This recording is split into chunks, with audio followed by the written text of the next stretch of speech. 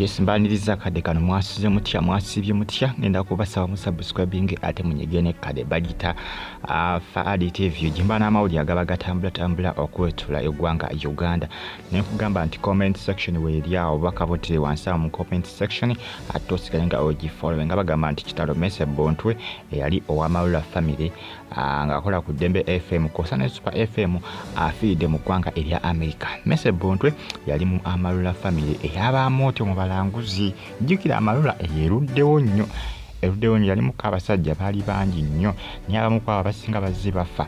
Meese Bontwe yasise kubanga afalo no malali akola ki yafa nenga yali wa amalula family entikateka z'okuzza omulambo gwa Meese Bontwe zigenda maaso naye abasinga bakibuuza kiki ekyali ekyaviiriddeko Meese Bontwe okubanga afa. Tewali amanyi kubanga tewaliwo alipoota yafulumiziddwa.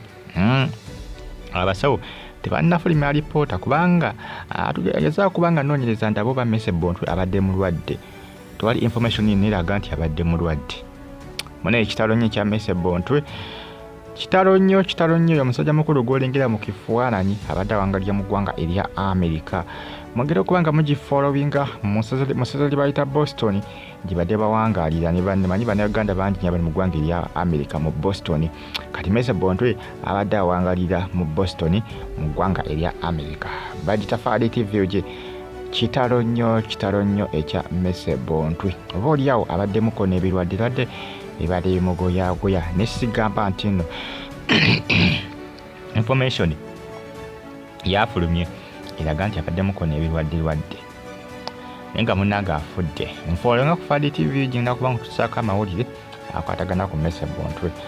Information nja kuba ngikutuusaako following Afiridde UK News, Afiridde TV gikosaneko BTV kosaneko RTV Uganda. No munnange kitalo nnyo ono yakolako Dembe FM n'agendako ku Super musajja comedian lwakuba abadde yabivaamu nga yagenda mu America nga gyatetenkanyiza nga gyayiiza nga gyayiiza ne mu amalula abadde yavaamu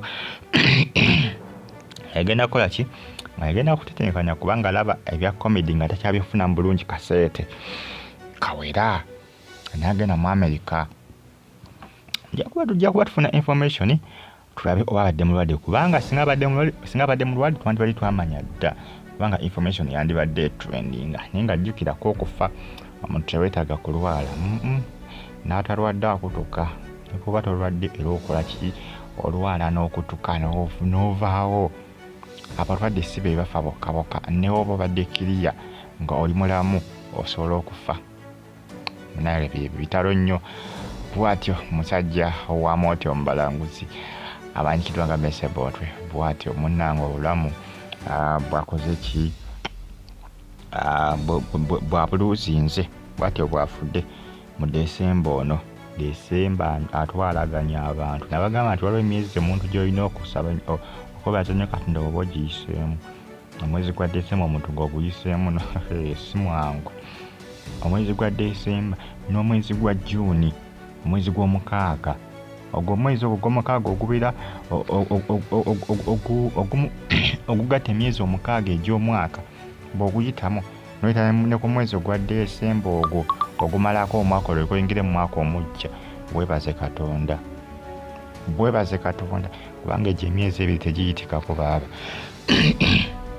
egy'ebiri ogwa Juni n'ogwa Desemba si myangu. Mula abantu batanse okubanga banogoka batanse okubanga bafa. Kitalo nnyo bambi naye ngaokufa bwe kutyo bitalo nnyo bambi ku saidi eyo saidi y'amalula family Amoti omubalanguzi banne be yakolanga nabo ku Dembe FM bakasuku bani twatugende bonna Mukama Katonda ngere okubanga abagumya family ya Meese Bontwe bonna Mukama asobola okuba akola ki ayambako family ye okubanga munnange baguma. Nantu byebyo bimuko ebitweninga akadde kano nja kwamba tusako information jina masobola okubanga anfuna nenga gensobola okubanga anfuna galaga nti afudde mu ggwanga erya America abadde awangalira Boston. Kitalo nnyo ekya comedian Meese Bontwe Afiridde TV mbagala nnyo mwenna mubeere bulungi like nga commentinga mwera.